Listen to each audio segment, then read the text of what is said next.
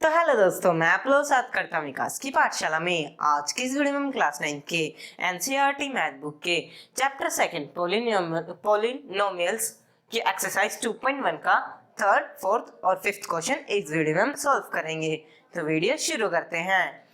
तो chapter second polynomials का exercise 2.1 का थर्ड क्वेश्चन आता है, give one example of each of a binomial of degree 35 and of a monomials of degree 100।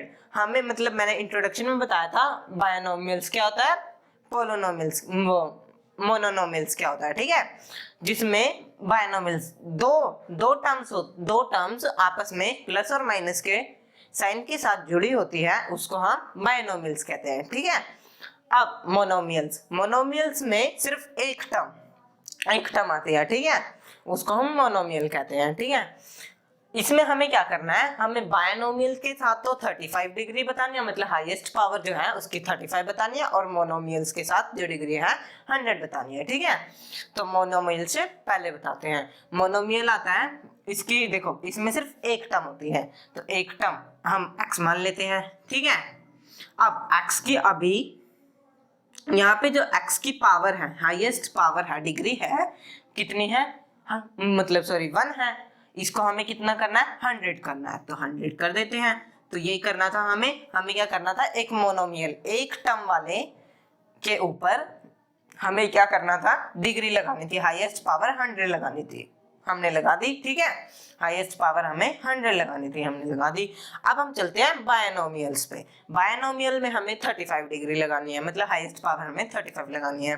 तो हम क्या करेंगे, ये इसका एग्जांपल ले लेंगे x, ठीक है, x प्लस 2, ठीक है। मतलब ये जो मैंने बताया आपको, सिर्फ यही आंसर नहीं हो सकता जो आपकी बुक के पीछे है, सिर्फ यही आंसर नहीं हो सकता, मतलब जरूरी नहीं है कि आपकी बुक के पीछे जो आंसर है उससे मैच करे आपका आंसर। इसके आंसर बहुत सारे हो सकते हैं, जैसे कि y की पावर 100 हो जाएगी, ठीक है, z की पावर 100 हो जाएगी। मैं यहाँ पे 4 बता देता हूँ आपको, ठीक है। z की पावर 100 कर सकते हैं हम लोग, और b की पावर हम 100 कर सकते हैं, ठीक है। तो ये जो होते हैं, ये मैंने 4 आपको बता दिया, ठीक है। मतलब जरूरी नहीं है सिर्फ यही 4 होंगे, आप अपनी तरफ से भी बना सकते हैं, ठीक है।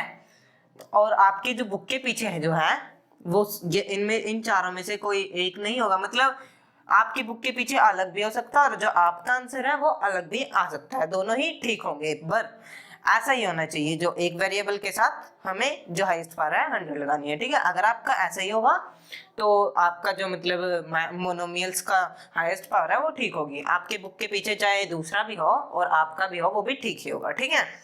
अब हम बायनोमियल्स पे थे, बायनोमियल्स में हमने लिखा दिया था। अब x की पावर यहाँ पे हमें कितने लगानी है, 35, और अभी कितनी है, 1 है, तो अभी हमें 35 लगानी है, हम लगा देंगे। ये हमारा हो जाएगा मोनोमियल्स का एग्जाम्पल, ठीक है। इसमें मैं इसको थोड़ा खोल के लिख देता हूँ कि आपको अच्छे से समझ आए, ठीक है। मैं इसको अभी रब कर देता हूँ। मतलब जरूरी नहीं है कि हमारा जो आंसर है और बुक के पीछे जो आंसर है वो मैच करे, ठीक है। इसकी पावर हमें 35 लगानी थी, लगा दी, प्लस 2 कर देते हैं, ठीक है। मैं आपको 4 बता देता हूँ ऐसी। ये अब y की पावर 35 करके जो -2 कर देते हैं, z की पावर 35 करके हम +3 कर देते हैं, और 2 प्लस x की पावर 35 कर देते हैं, ठीक है। बस ये आंसर हो जाएंगे, मतलब ये आंसर नहीं होंगे। अगर आपका भी ऐसी सेम है और दूसरा उस मतलब दूसरी वो एक्सप्रेशन में है, तो आपका भी जो आंसर है वो सेम मतलब ठीक ही होगा, अगर इस तरीके से तो है, ठीक है। तो मैंने आपको इसमें 1 बताने थे, मैंने आपको 4 बता दिए, ठीक है। इसके जो एग्जांपल है वो 4 बता दिए। तो यही था थर्ड क्वेश्चन। इसमें हमें बताना था कि जो बायनोमियल्स का जो होगा उसकी डिग्री हमें 35 लगा के दिखाना है, ठीक है, और जो मोनोमियल है उसकी हमें डिग्री 100 लगा के दिखानी है, ठीक है। तो ये था थर्ड क्वेश्चन। इसमें बस हमें बताना था कि बायनोमियल और मोनोमियल्स के डिग्री हाईएस्ट बतानी है, ठीक है। मोनोमियल बायनोमियल्स की 35 और मोनोमियल्स की 100 बतानी थी। अब ये फर्स्ट इस पेज पे हमने थर्ड क्वेश्चन सॉल्व किया। अब नेक्स्ट पेज पे चलते हैं हम फोर्थ क्वेश्चन को सॉल्व करने के लिए। तो नेक्स्ट पेज पे आता है फोर्थ क्वेश्चन, ठीक है। थर्ड क्वेश्चन हमने पिछले पेज पे सॉल्व कर लिया, इस पेज पे हम फोर्थ क्वेश्चन को देखेंगे, ठीक है। फोर्थ क्वेश्चन में क्या है, तो फोर्थ क्वेश्चन में आता है right the degree of each following polynomials, ठीक है। डिग्री क्या होती है, हाईएस्ट पावर, ठीक है। हमें हाईएस्ट पावर लिखनी है, ये जो हमें पोलिनोमियल्स दे रखे हैं इनकी, हमें टोटल 5 पोलिनोमियल्स दे रखे हैं, तो इनकी जो है हाईएस्ट पावर लिखनी है हमें।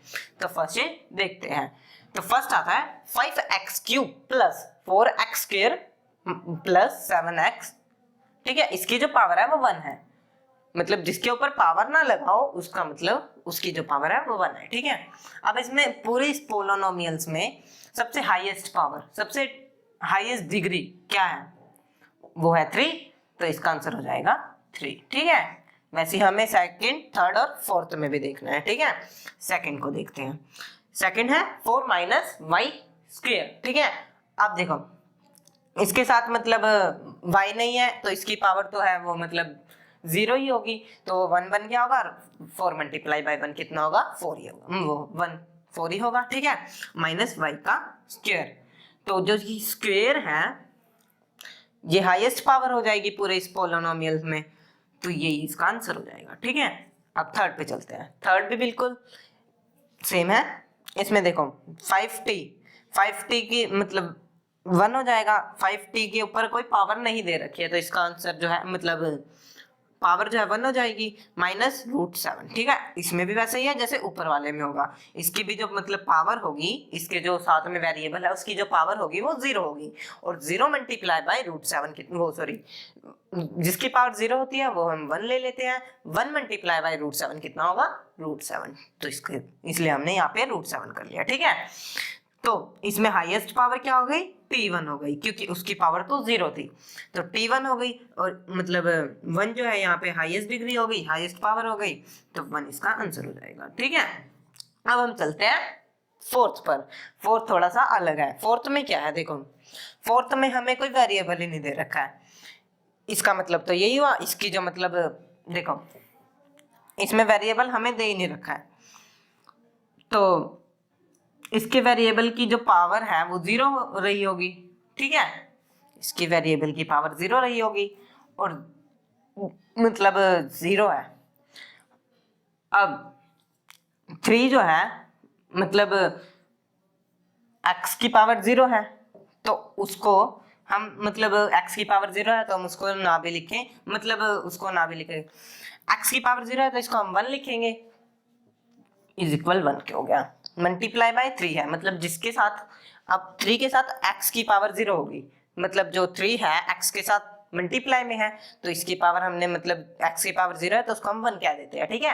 फर्स्ट चैप्टर में हमने देखा है, इसके साथ ×3, तो 3 × 1 = 3, ठीक है।